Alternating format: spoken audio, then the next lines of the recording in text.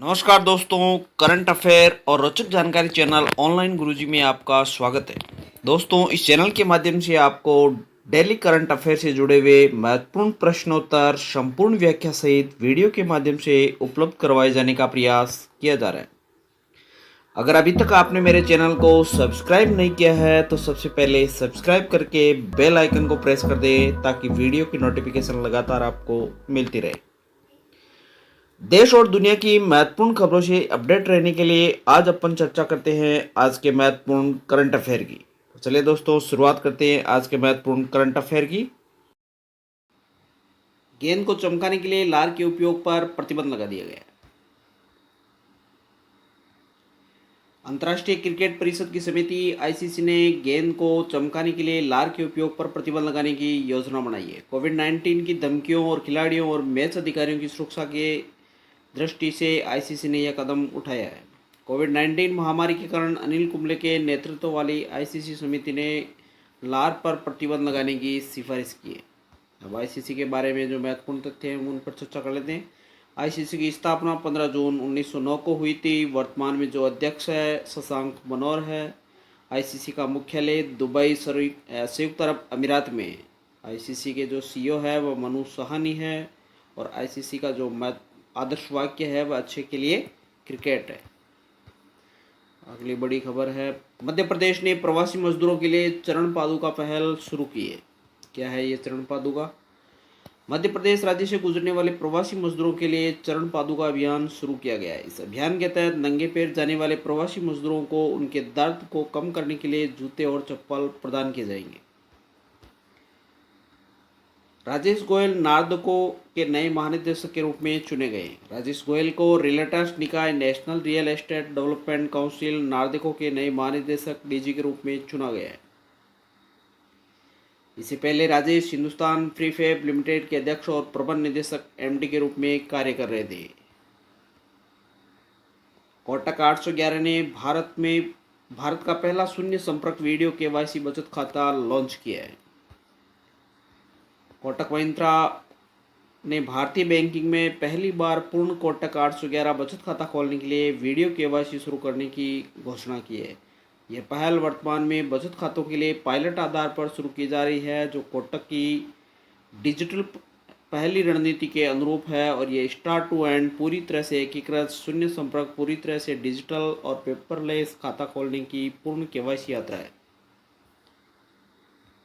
Video KYC के साथ KYC दस्तावेजों का सत्यापन और ग्राहक के हस्ताक्षर की रिकॉर्डिंग बैंक के साथ वीडियो कॉल के माध्यम से पूरी की जाती है। यह खाता बैंक की यात्रा, व्यक्ति के संपर्क, बायोमेट्रिक सत्यापन या भौतिक दस्तावेजों को साझा करने की आवश्यकता को समाप्त करता है। केनरा बैंक ने गोल्ड लोन बिजनेस वर्टिकल में पेश किया है।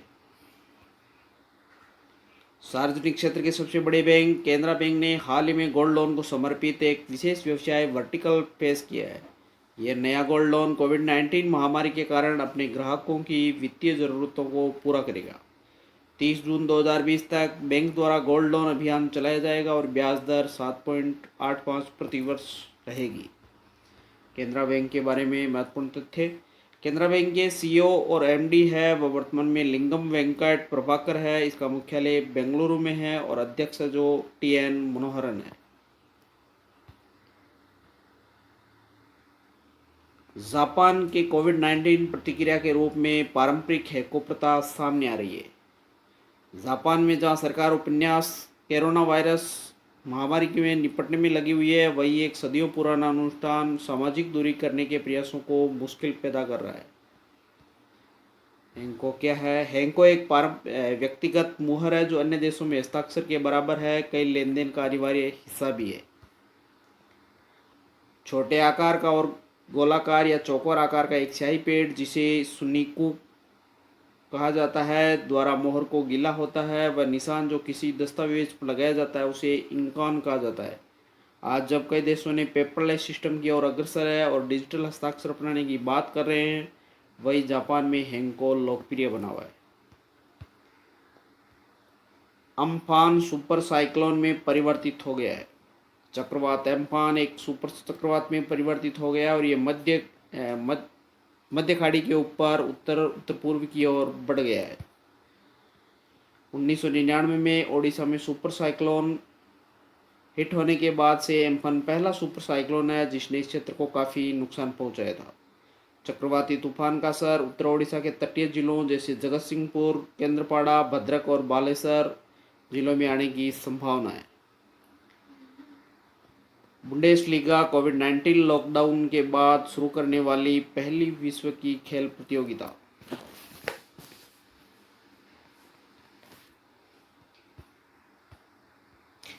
जर्मनी का बुंडेसलीगा कोविड-19 लॉकडाउन के बाद फिर से शुरू करने वाला दुनिया का पहला प्रमुख खेल आयोजन बन गया है।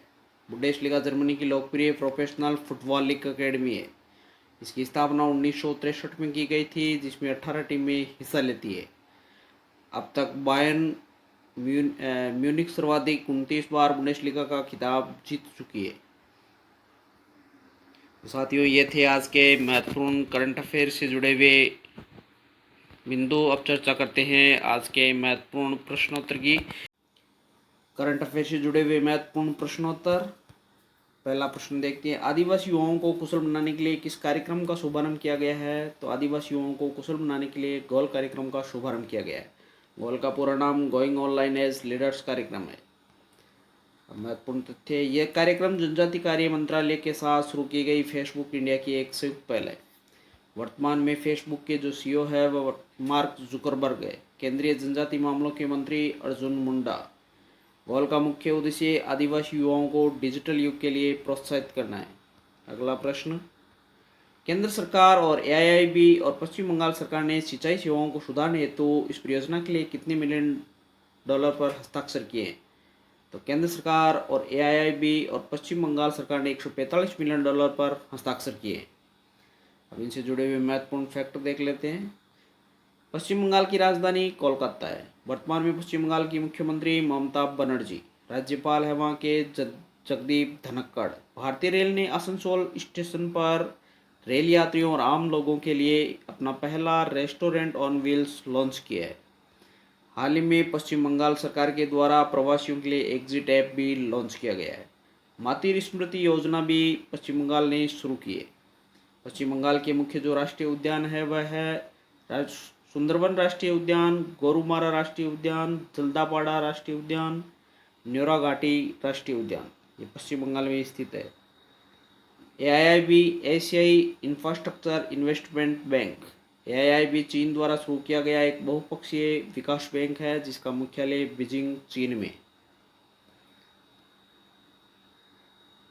अगला प्रश्न, राष्ट्रपति रामनाथ कोविंद एक साल के लिए अपना कितने प्रतिशत वेतन दान देने की घोषणा की है? तो राष्ट्रपति रामनाथ कोविंद ने एक साल के लिए अपने वेतन का 30% हिस्सा दान देने की घोषणा की है। अब इस संदर्भ में महत्वपूर्ण तथ्य, केंद्रीय बजट 2018 में देश के राष्ट्रपति और उपाध्यक्ष के वेतन में वृद्धि की घोषणा की गई। वर्तमान में राष्ट्रपति का जो वेतन है वह प्रतिमाह 5 लाख रुपये है।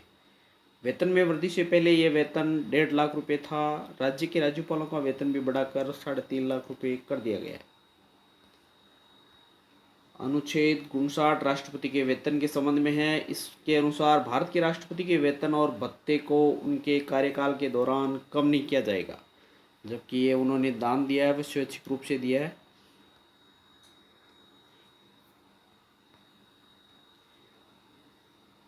अगला प्रश्न, विश्व उच्च रक्तचाप दिवस वर्ल्ड हाइपरटेंशन डे कब मनाया जाता है? तो उच्च रक्तचाप दिवस प्रतिवर्ष 17 मई को मनाया जाता है। इससे जुड़े हुए महत्वपूर्ण तथ्य, 17 मई 2020 की उच्च रक्तचाप दिवस की थीम अपना ब्लड प्रेशर मापें, मेजर योर ब्लड प्रेशर। मई 2005 में उच्च रक्तचाप दिवस को पहली बार मनाया गया था। अगला प्रश्न है, अंतर्राष्ट्रीय म्यूजियम दिवस कब मनाया जाता है? अंतर्राष्ट्रीय म्यूजियम दिवस 18 मई को मनाया जाता है।